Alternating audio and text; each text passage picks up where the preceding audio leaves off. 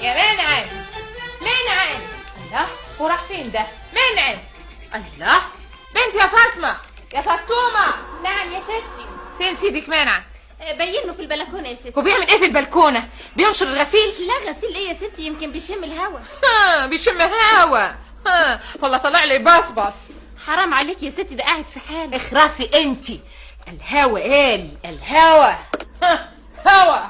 منعم يا منعم. ايوه يا خوخ، انا هنا في البلكونه، انا هنا.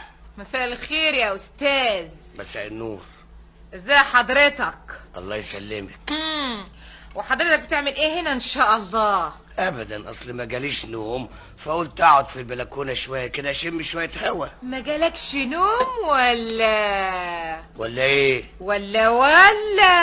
ولا بقى دي تبقى ايه بقى واقف تشم الهوا ولا واقف تبص للجارة اللي قصادنا؟ وبعدين بقى احنا هنبتدي الوصله. رد عليا بسرعة. نعم. تعرف الست دي من امتى؟ انا يا ست دي بقى اللي ساكنة قدامنا دي ام شعر اصفر. انا يا ست لا شفت اذا كان شعرها اصفر ولا قرع. اسمع بقى اما اقول لك يا منعم. نعم.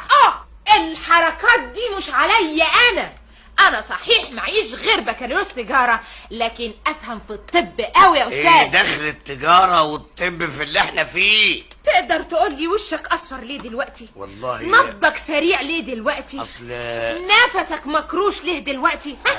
انطق بسرعة. ايوه قول. ما انا هنطق اهو عشان ما نمتش وعندي ارق. طب ما نمتش ليه؟ ولا علشان الحب اللي مشعل نار قلبك؟ يا خوخة قالوا